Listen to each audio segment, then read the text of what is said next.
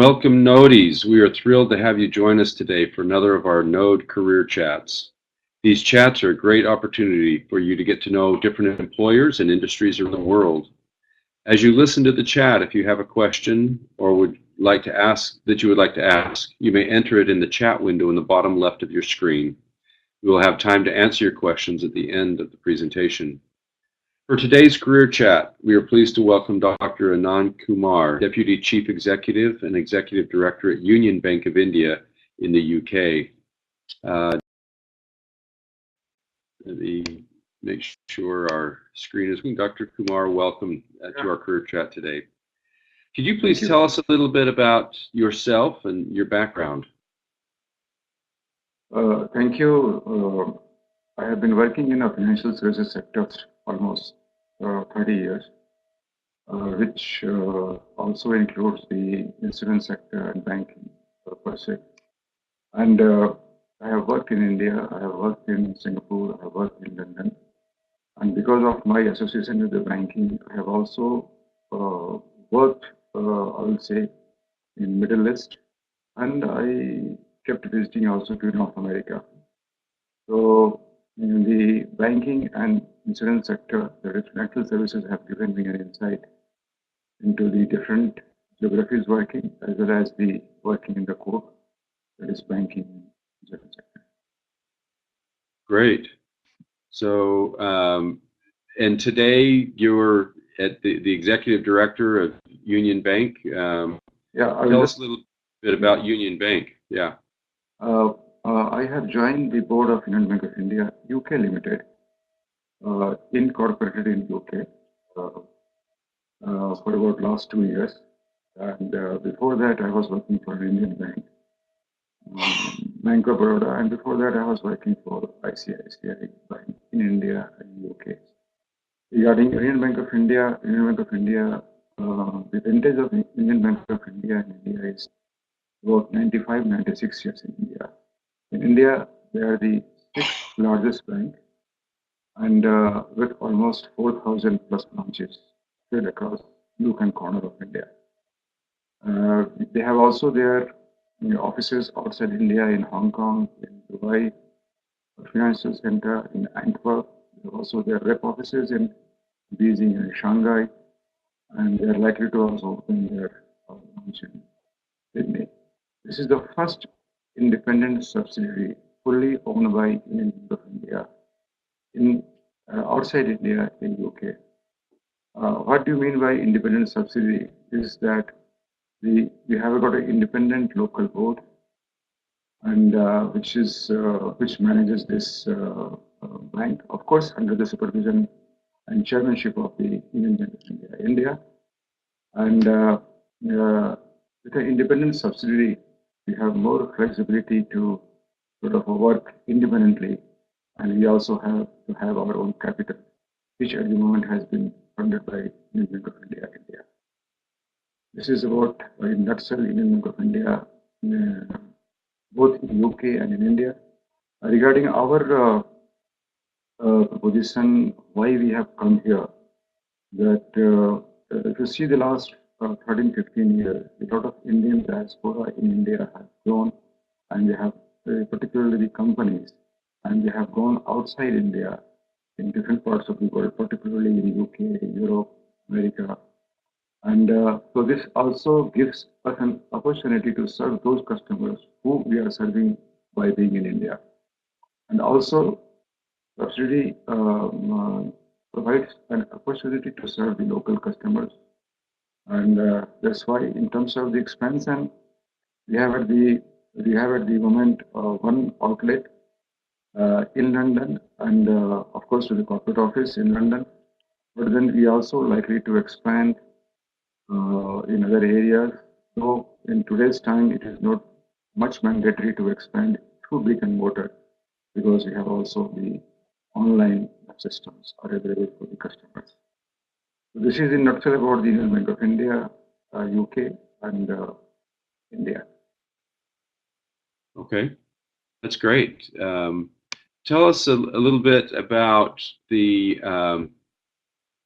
type of opportunities that are available with Union Bank. If you could move your microphone just a little closer to your mouth, that might be helpful as well. This is fine. Just a little closer to the microphone. Okay. Okay. So, yeah, tell us a little bit about the opportunities that are available in this industry, and particularly with Union Bank of India. See, I would like to talk about the industry per se. See, this Okay. industry, if you talk about any sector in the world, it has to be linked with the banking this way or that way. You talk about the mining, you talk about the health sector, you talk about the aviation, you talk about the or any other sector, for example, IT. The banking has to be associated with those sectors in this way or that way.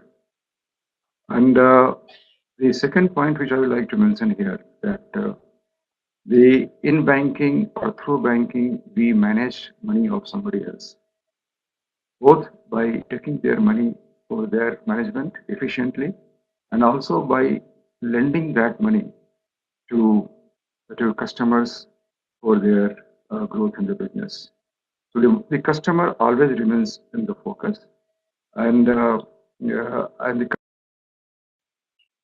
mining company, customer maybe a health sector, customer may be an aviation sector. So, and in banking, if my listeners, it is not only that you deal with the lending money or deal with the receiving of the money.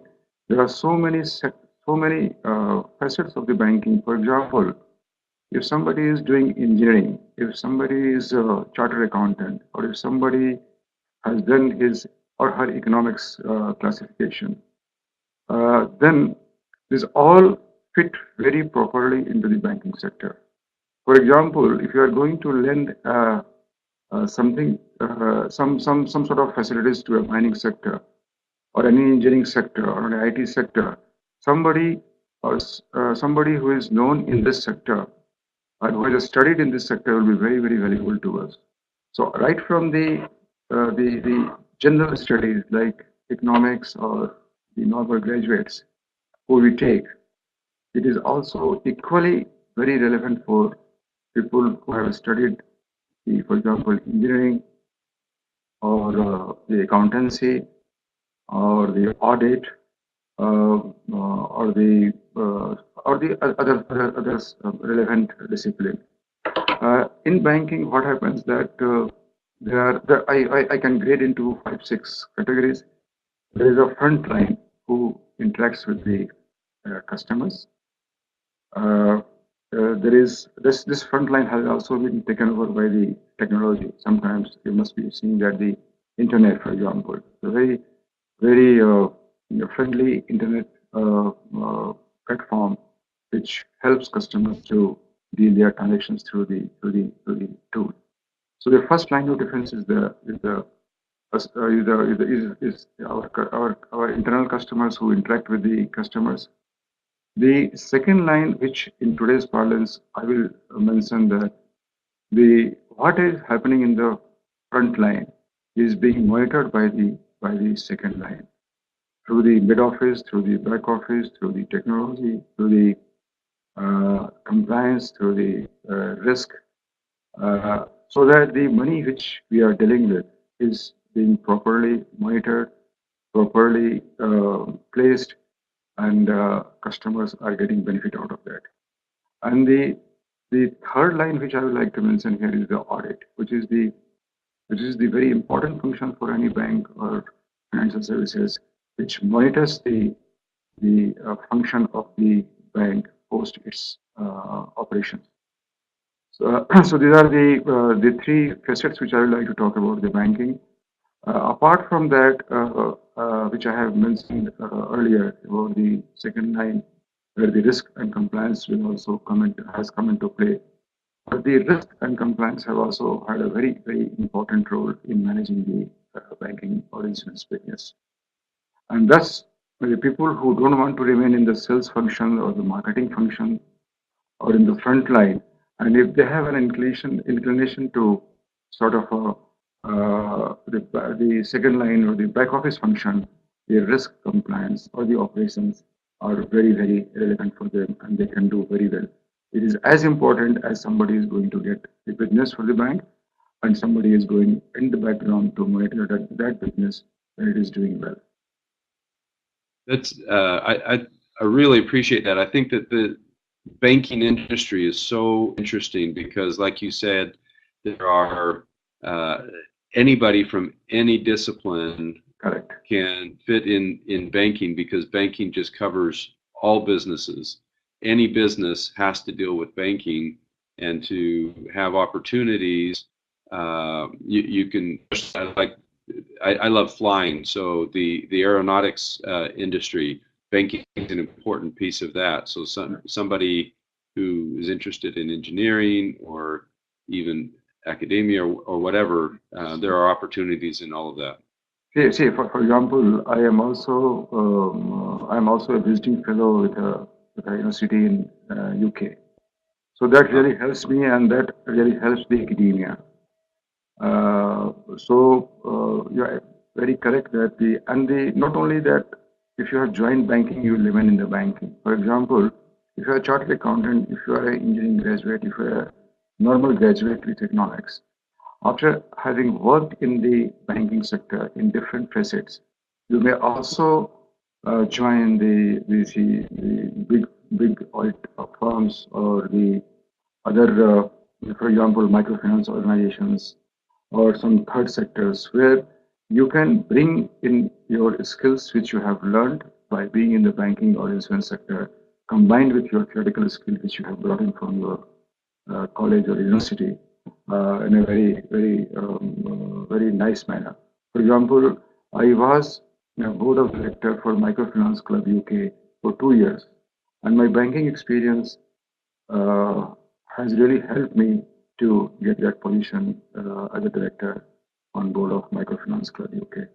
So post 2007-8, I would like to add one more thing, that when there was a meltdown in the banking sector, a lot of people from banking, they decided to move out from the banking and join some other sectors like teaching, academia, insurance sector. I would not say insurance, but to some extent, and the audit firms, and so on and so forth. I will just give another example. For example, Vairua.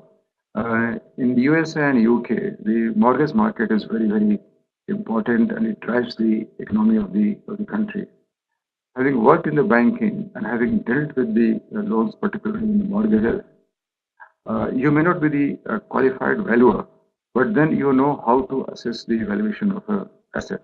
An asset may be anything, maybe your house, maybe your other kinds of assets. So this really expands your horizon in terms of your knowledge, in terms of your doing the things with that sector, and take it forward to your skill to the different sector.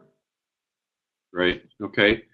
So I think you went through a lot of these opportunities, and what you're kind of leading up to is my next question, and that is, and you've talked a little bit about this. What is it that it takes for a graduate? What are you looking for in skills? You mentioned a lot of banking skills, and I know that in the banking industry there needs to be at least some knowledge of finance and money. But beyond that, what are the other types of skills? You mentioned some soft skills. What other type of skills are you looking for that would make someone successful in the banking industry? For any graduate to be successful in the banking or financial service sector, I feel that first thing is their analytical skills. If they are oriented towards the analytical skills to play with the figures, and if they feel comfortable with that, they are most welcome. But this besides, the most important thing which I feel is important, even if the graduate who is thinking of joining the banking sector is not very good in the mathematical skills or technical orientation, then I will still feel logical thinking and and combined with the honesty and integrity. Because the why I'm saying honesty and integrity, particularly post 2007, 2008, that you are managing somebody's money. You are playing with somebody's money. And in the run of managing that money, you should not go overboard and advise customers or fool customers or make other customers sort of make believe that this product or that way you are going to be more profitable. So the honesty, integrity, and with some sort of logical thinking, your perseverance, your diligence will take you to the pinnacle of the banking industry. I will give one example, a very recent example from UK. Mr. Thiam, who is out and out in an insurance sector person, and he was heading Prudential UK. And the first time he has been roped in to become the CEO of Credit Suisse without having any banking experience. So it's basically a logical experience, basically your coordinated thinking, your honesty, integrity, and desire to work hard for the community, hard for the customers, and of course for the bank as well. Great. There's a couple of other questions coming in, but let me ask you one more that I have, and then we'll go to the question and answer. And those who are participating, if you have a question, go ahead and type it in the chat, and we'll get to them in just a minute. The last question I have is, and George has kind of mentioned it in his question here. You are the Bank of India, or the Union Bank of India. You're in London. India, obviously another country. What are the opportunities, or what does Union Bank? It's a multi-country, multinational type of bank. What type of opportunities are there globally? What other types of countries is Union Bank in, and what opportunities are there globally? As I mentioned you earlier, that we are in different countries. For example, we are in Hong Kong, Dubai, Bangkok. In London as a subsidiary, we are going to be in Sydney. We are also in China as rep offices.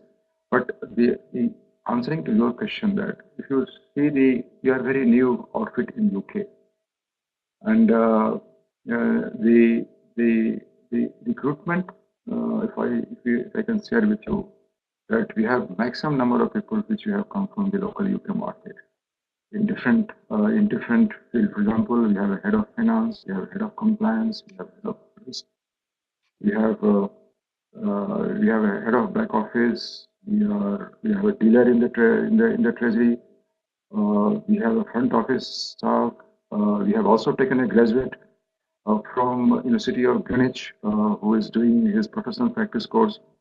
We have an internal audit from the local market. So these are the areas we have taken from the UK market for performing different functions. For example, somebody is finance, so he looks after the finance as well as the regulatory reporting.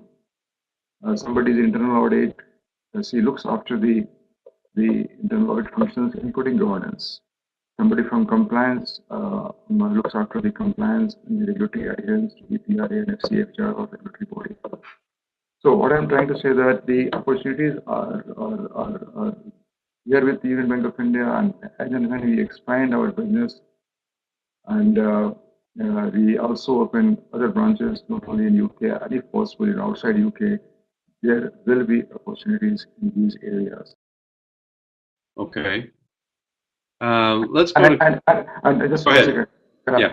And you asked me that Union Bank of India, after having come to London or gone to Hong Kong or Antwerp or Sydney, we have become a multinational bank. So we are driven and governed by the local regulations.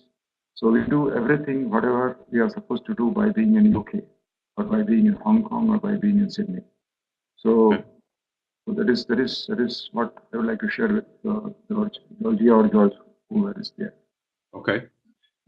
Rose asked a question. Are there good career possibilities for women in banking, or is it mainly a male industry?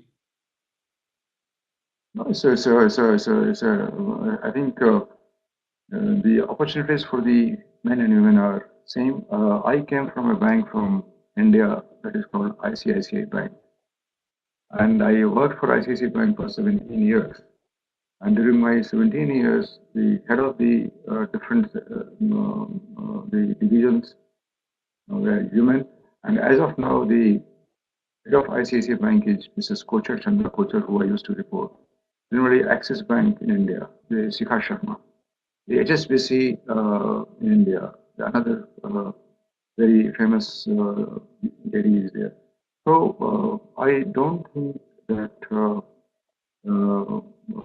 there are restrictions for women to be ready to go up the ladder.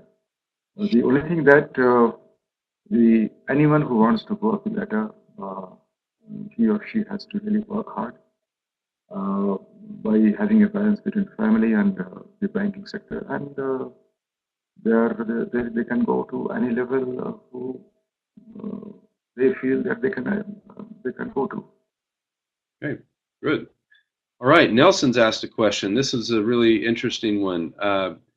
Banking industries are adopting cashless mode of transactions in which cashless cards and mobile phones are taking the center stage.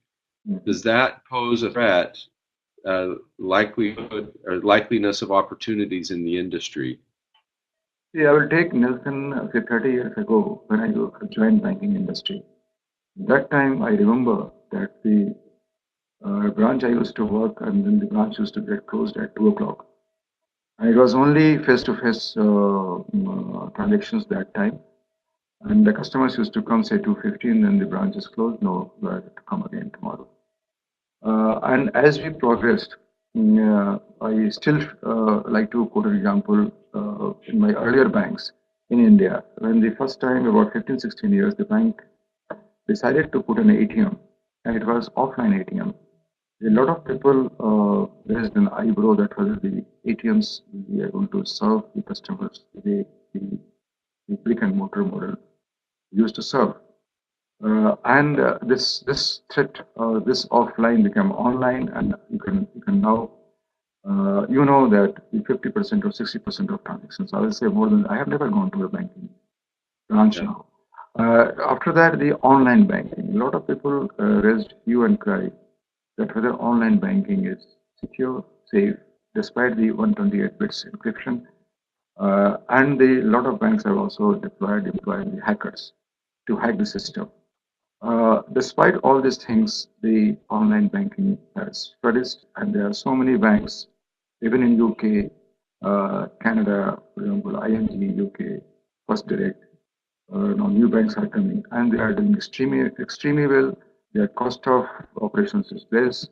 That's why the cost of deposit is less. Their borrowing is less, and they have done extremely well. In fact, the First Direct in UK is being addressed as one of the best banks in UK. Now coming back to the mobile banking and the what is that? And what another banking you talk? Mobile banking and the so coming back now to the mobile banking or the mobile banking, it is inevitable that what is the difference between the mobile banking and the internet? They all I think the technology maybe probably the same, some additions which I may not be able to comment, but in my view, the cross-border payment system through mobile, through internet, I think it will be going to be there, and the apprehensions in our mind that there is a security threat, I think it is unfounded. Barclays in this country have already started that. Now the debit cards, for example, now we have come to the card which you don't have to touch to the. So these all things are in sort of in a progressive development, and it is bound to come, and we should not be worried much about the risk threat to the new development, for example, mobile banking. Right. Okay. Yeah, and I think we do see more and more of the online, and I don't talk to say at the bank very often either. It's a new world, but there's still requirements for the support on the back end, and so people in IT. I mean, they have to. I think. Sorry to interrupt you. And again, the IT has to be robust.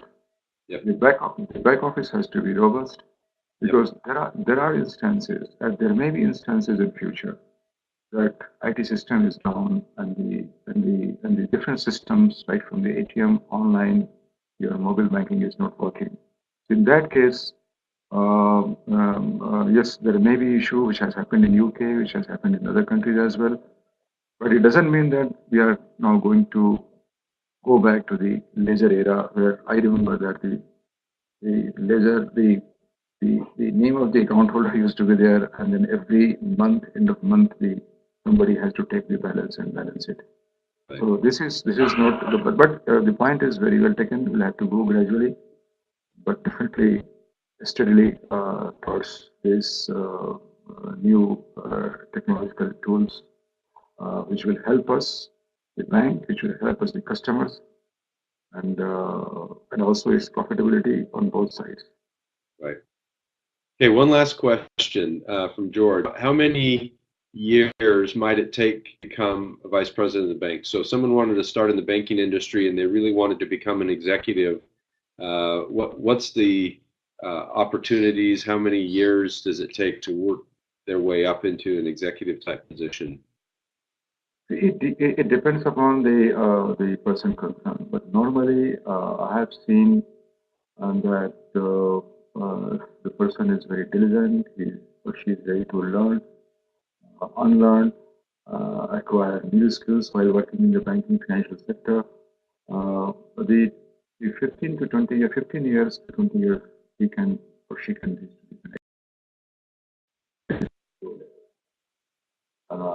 This is what I feel that this 40, if somebody joins at the age of say 23, 24, I don't find any reason if all inputs taken correct, the honesty, integrity, the ownership, then at the age of 45, 46, one can look joining the board. Great.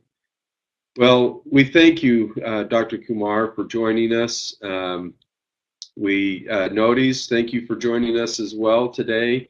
We are grateful for the time that Dr. Kumar, we know he's a busy man, and we're grateful for the time that he sent to us or spent with us. Stay tuned for upcoming chats. We have more very interesting businesses. My one last thing to the young graduates. Yes. Who are looking for a career in the banking or financial service sector. Don't look for a very immediate jump in the career, or don't look for the 1 or 2 years, 3 years time span, both in terms of the career or in terms of the getting bonus, which probably sometimes boomerangs and it doesn't take you to the right place. So stay there, stay put for some number of years, dedicate to the banking, try to get along with the team. This is very important. Try to learn from your team and also from your superiors, and keep learning and also learning in this era, which probably will definitely, I would say most certainly, will take you to a very satisfying career in the bank. Yeah, great advice. Very good advice. Stick with it and do your best. We appreciate you again, Dr. Kumar. Thank you, Knōdis, for joining us. And until next time, have a wonderful day, and we will see you next time. Thank you. Thank you. Thank you so much, Mr. Scott. Thanks. Have a nice day to all of you. All the best to all of you who are there.